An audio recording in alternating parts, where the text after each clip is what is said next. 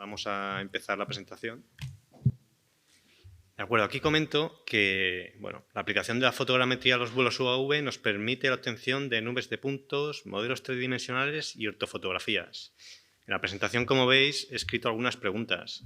Estas preguntas fueron las que nosotros nos hicimos al principio de iniciar este estudio, ¿no? Entonces voy a intentar responderlas. ¿Cuál de estos productos es el más utilizado? De los tres que he comentado antes, el que más se utiliza son las ortofotografías y con diferencia. Sobre todo aplicado al entorno forestal, pues se han hecho clasificaciones tanto con Machine Learning, Deep Learning, a partir de las imágenes raster, es lo más utilizado. Pero, ¿qué nos pueden ofrecer las nubes de puntos y los modelos tridimensionales? Lo que nos dan esta información es sobre todo la parte geométrica. A partir de las imágenes únicamente tenemos la parte espectral y perdemos esa tridimensionalidad del dato, ¿no? Entonces, posiblemente la información que nos aporte las nubes de puntos y los modelos tridimensionales en algunos aspectos pues pueden ser bastante interesantes, ¿no? Aquí hago una pregunta que es ¿por qué su uso no está tan extendido, ¿no?, como las ortofotografías? Pues posiblemente yo creo que la solución es que no hay software con el que se puedan tratar este tipo de información. Las nubes de puntos fotogramétricas son diferentes a las nubes de puntos que se obtienen con el LiDAR, ¿no? Además de que nos dan más información espectral, ya que pues tenemos las diferentes bandas con las que se coge la imagen, la penetración que tenemos en la cobertura arbórea es nula, ¿no? Entonces, tiene pros y contras. Y pues aquí digo que es necesario software específico para el tratamiento de la información geométrica espectral de las nubes de puntos fotogramétricas. Pero, ¿qué nos pueden aportar estas nubes de puntos en el ámbito forestal? Pues a partir de estas nubes de puntos podemos hacer una segmentación de individuos, podemos hacer una clasificación de especies, una medición de variables directas a partir de eso, de las alturas, podemos sacar los diámetros de copa, etcétera. Y además también pues, podemos hacer una aplicación de ecuaciones alométricas y obtener variables como la biomasa, por ejemplo. En esta imagen, es la zona de estudio, os vais a cansar de verla en esta presentación. Y lo que estamos viendo es una visualización de las nubes de puntos fotogramétricas en falso color, ¿no? Es algo que no se ve normalmente. Como he comentado antes, las nubes de puntos nos pueden aportar una información clave para el inventariado forestal. Pero nos hacemos otra pregunta. ¿Es posible clasificar las especies vegetales a partir de nubes de puntos fotogramétricas? Pues eso es lo que vamos a hacer en este estudio. Y después también qué variables podemos extraer de esta nube para clasificar las especies vegetales. Aquí comento que clasificar las especies de un área forestal analizando la importancia de diferentes tipos de variables extraídas de nubes de puntos fotogramétricas derivadas de imágenes escritas desde drones es el objetivo principal de este trabajo. Vamos a ver si funciona el vídeo. Si no, la zona de estudio la comento yo. Es un área de 3.000 metros cuadrados que se encuentra en la Sierra Calderona, que está al norte de Valencia, entre las provincias de Valencia y Castellón, y la densidad arbustiva de esta área era bastante elevada. La vais a ver después. Había un estrato de vegetación horizontal prácticamente continuo, principalmente de arbustos, que no superaban el 1,5 metros de altura y prácticamente sin cobertura arbórea, ¿no? En esta zona nos encontramos 6 especies diferentes principales, que fueron la liaga, Cistus montpelliensis, la coscoja, la albaida, el palmito y el lentisco. Entonces, para hacer esta clasificación de especies arbustivas, que era lo que nosotros nos proponíamos, tomamos datos con dos instrumentos. Primero con un dron, con el DJI Inspire 2, que estaba equipado con una Mica Sense Retouch 3, y realizamos un vuelo fotogramétrico. La duración del vuelo fueron unos 6 minutos, hicimos una rejilla con una altura media de 50 metros y pues ahí veis que se tomaron 230 imágenes en estos 3.000 metros cuadrados que supone el área de estudio, con un solape tanto longitudinal como transversal del 80%.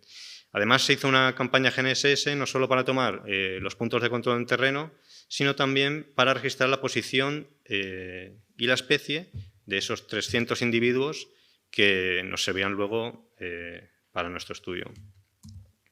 Entonces, bueno, pues aquí veis un poco lo que es la metodología que vamos a seguir. Partimos de estos datos GNSS y de la campaña UAV, de las imágenes multiespectrales que se toman con la MicaSense. A partir de ahí hacemos una calibración radiométrica, alineación de imágenes y obtención de la nube de puntos densificada. Todo ello lo hicimos con Metashape. Y bueno, a partir de ahí hacemos un procesamiento de la nube de puntos, ¿no? Extracción de características, principalmente fueron características espectrales, geométricas y de vecindario, las explicaré un poco más adelante.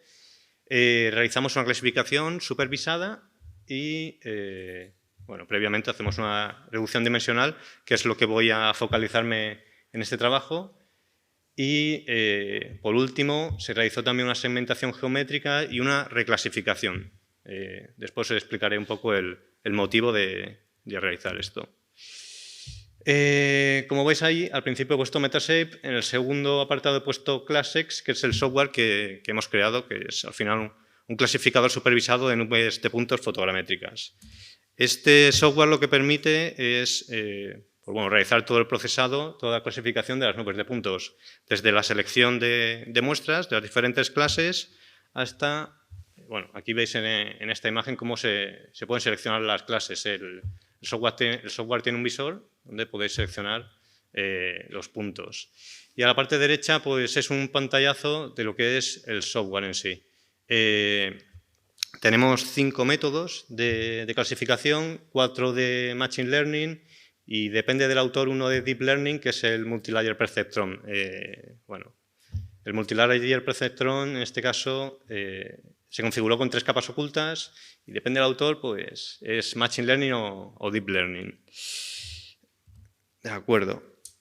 Aquí lo que veis son las variables que utilizamos en este clasificador.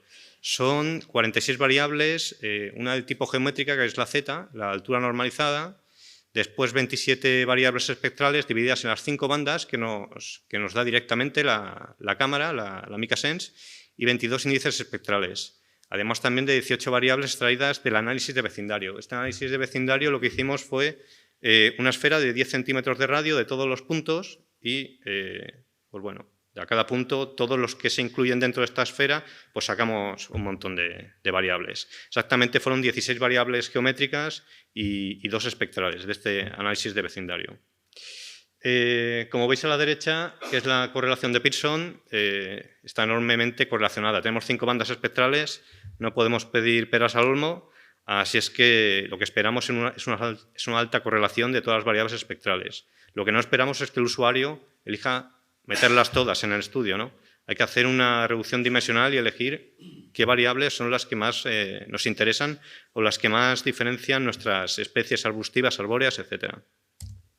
Entonces, bueno, pues en este trabajo lo que hicimos fue, con los 5 métodos de clasificación, ver qué importancia de la permutación obtenían, ¿no? Esta importancia de la permutación, como ahí digo, se define como la disminución de la puntuación de un modelo cuando un único valor de una variable se permuta aleatoriamente. Bueno, también indico aquí que este procedimiento estudia la reducción de la puntuación del modelo para conocer la dependencia del modelo y cada variable, ¿no?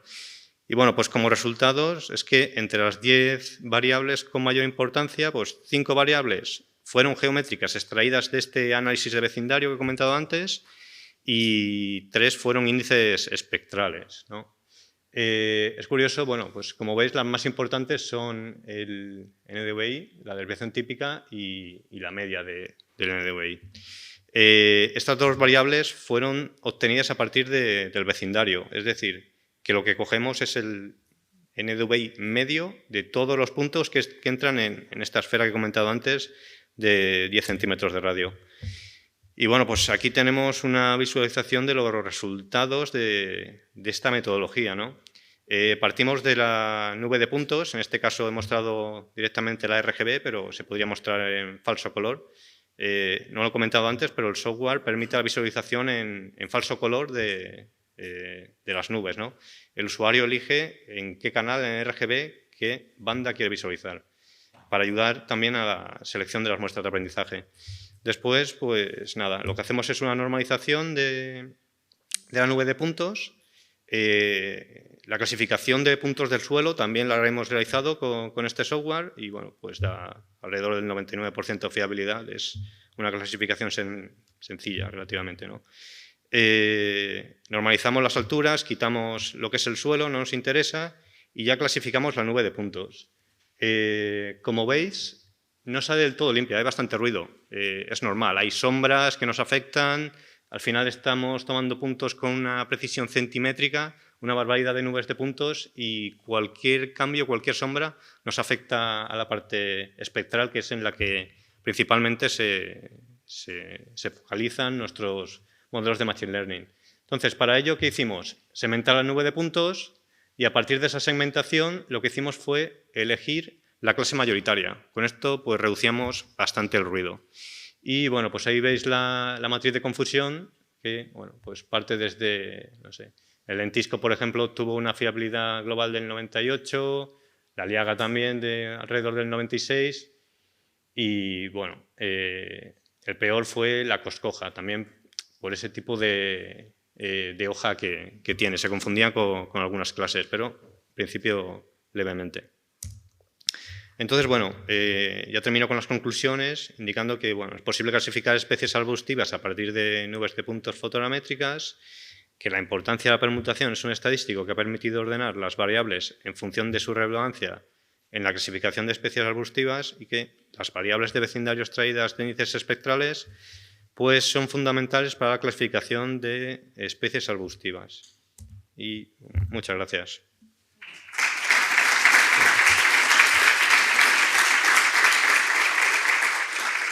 Muy bien, muchas gracias. A ver, se abre el turno de preguntas. Si tenéis alguna pregunta, alguna duda.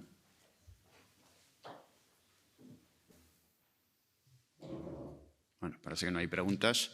Pues nada, gracias otra vez. Gracias.